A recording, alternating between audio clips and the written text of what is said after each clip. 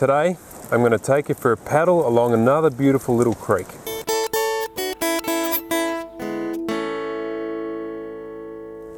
Well, it's a cold and wet and windy day. I thought I'd get in the editing room and put together some footage that I took of a little trip that I did down the creek where I took the paddleboard, and also took the fishing rod with me, but I didn't get any fish.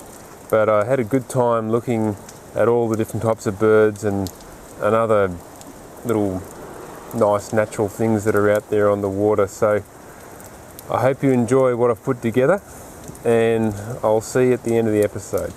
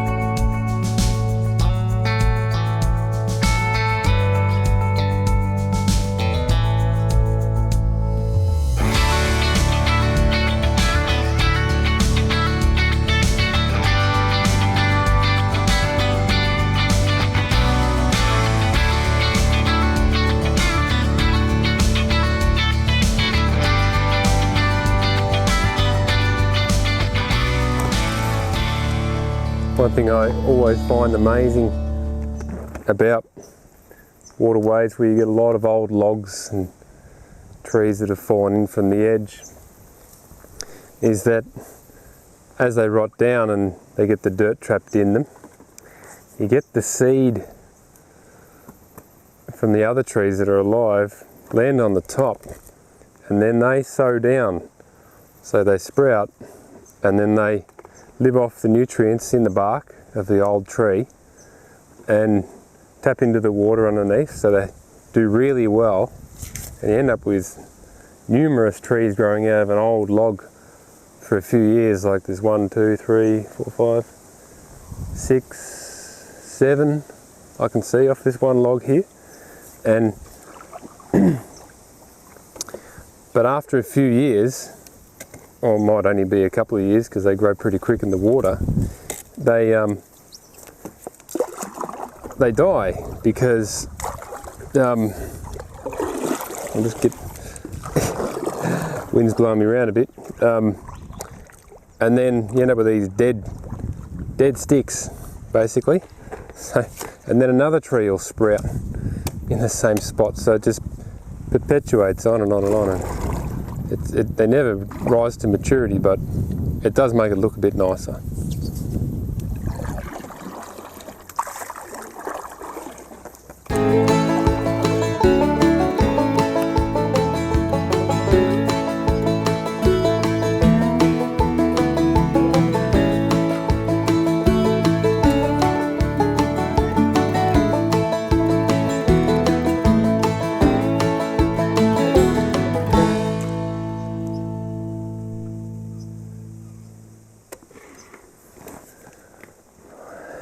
That branch there, that's fallen off only within probably 3 or 4 days ago. It's gotten rotten in the middle. That's completely sort of getting quite perished. So that looks like you could still burn that on your fire if you needed to. So she snapped off and it's landed on this big other tree over here and broken it down. But this is not anything unusual or unique. Red gums, these are river red gums, another Australian eucalypt, and they're particularly notorious for dropping limbs. Even when they've got green wood, they can drop a green limb down on people, and if you're camping under them it can kill you, and it has killed a lot of people over the years, this particular type of tree. So red gums are easy to pick. They've got a nice beautiful red wood on them, and even the bark is quite red once you dig under it. So yeah, if you come to Australia, if you're in Australia, you don't camp under red gums. they can squash you in your tent. They can come down on your car and do some damage there too.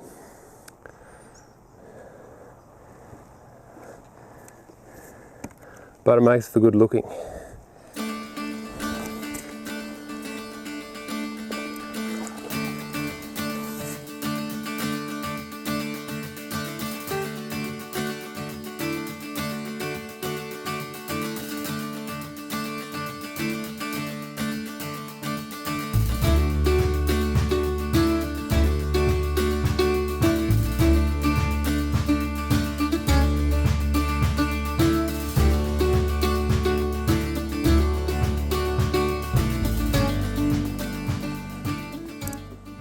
This spider's webs here, I've talked about these before quite a long time ago on the channel, and I've actually never noticed them above the water like this, but they're called a colony spider, and they make a nest, and there's usually 20 or 100 or 200 little spiders in here.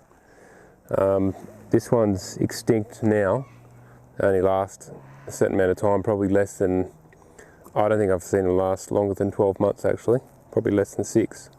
So that's all. What they do is if anything gets caught in there, like a butterfly or something, they'll all come out and get it. And it looks quite funny to watch a whole bunch of spiders come out together and grab it like a pack of lions. And very different to how most spiders operate. So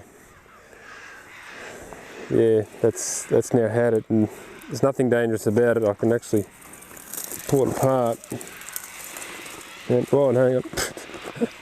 No, it's full of spiders. That's a bit strange. They're all in the centre. Not that they'd be dangerous or anything, but I just didn't want to ruin their home. They certainly come out to protect it all of a sudden though. So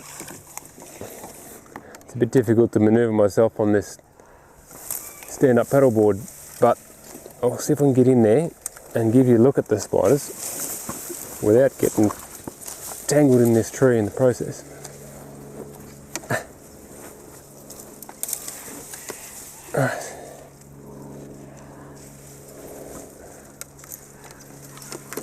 Right, now, so,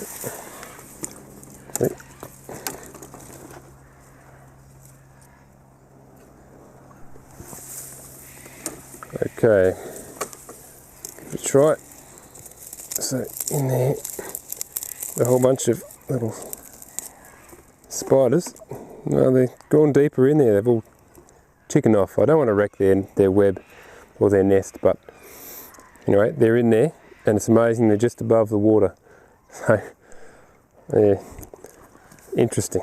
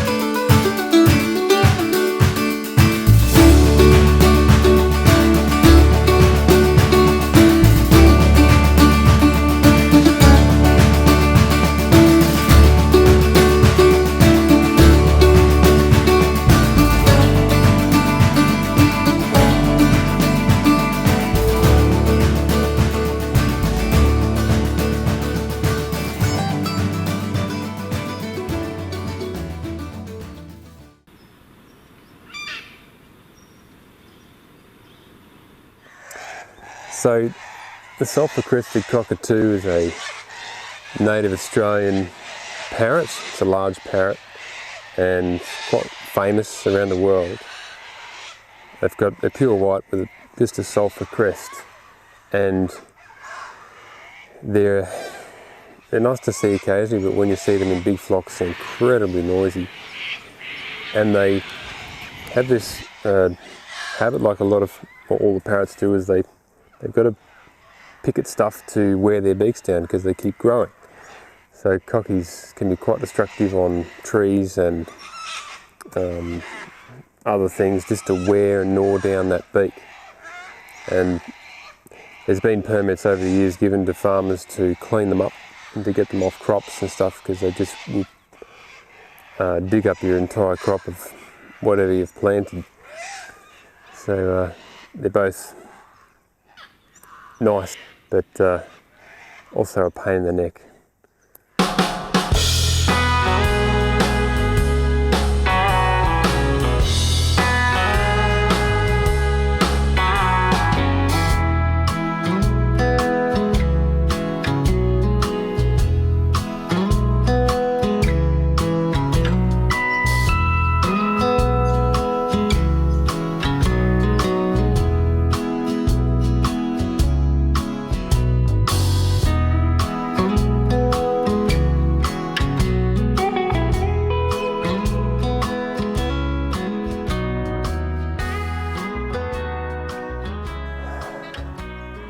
Well, this is a bridge in the middle of nowhere, going over this river that we've been paddling for half the day. And it's really strange to see these little mud bird nests here with no birds in them at all. They've, I think they must be out feeding or something, but I was expecting there to be a few little birds so we could identify them, but I don't know what they are just by the nest. It's very distinct, very clever actually, the way they're made. Yep. Oh no, there's some swallows flying around as well at the moment, and there's also, their nests are in here too, but underneath that bridge. And yeah, I just think it's amazing. They're built like something a potter would make. It's fascinating. Kind of reminds me of those weaver's nests you get in Africa, except it's made out of mud.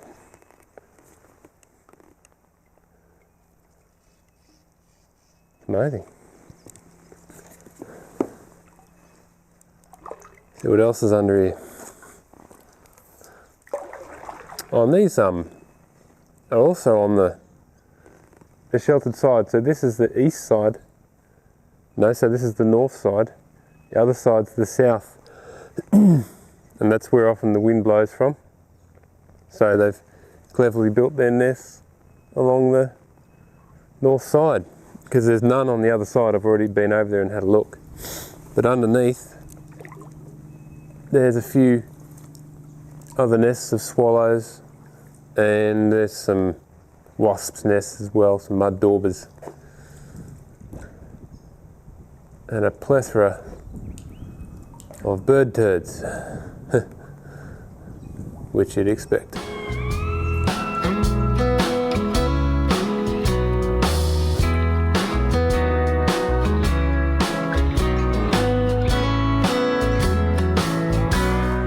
Well, we've had a full day on the creek, just about, and haven't caught a single fish, so I've got to catch something.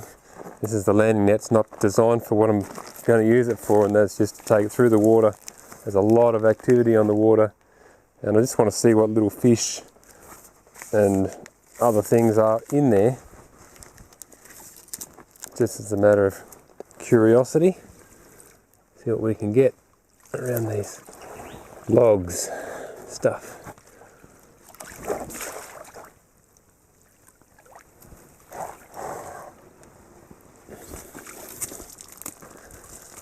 Right, look at that. Little minnows. And this shrimp, very small shrimp. They get a lot bigger than that. But I'll see if I can get them out. There we go. There. Nice little shrimp, freshwater shrimp. And some fairly common minnows. Put him back, he'll die there on the bank.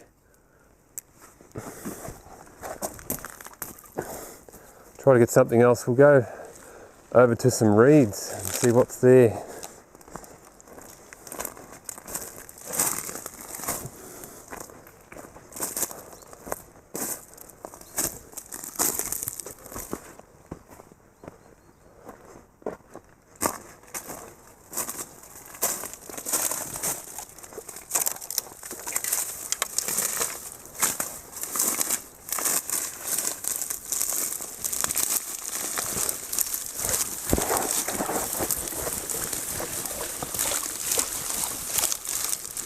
Right, what do we get?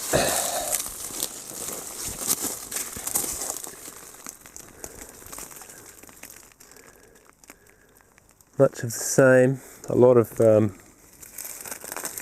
of freshwater shrimp, as they got more cover amongst the reeds. A couple more of those little fish. So not a lot of variety, which is kind of what I was expecting. But I reckon could come back here and set a little bait net and see what we can find.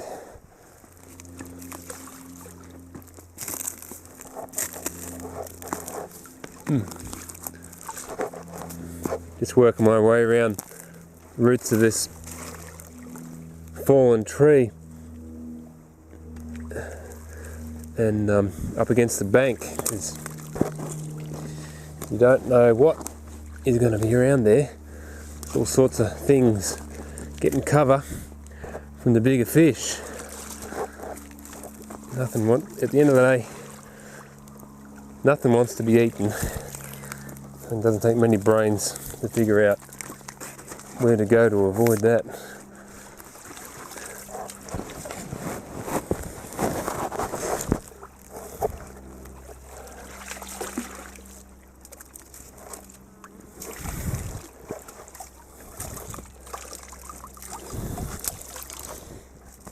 Right, what did we get this time?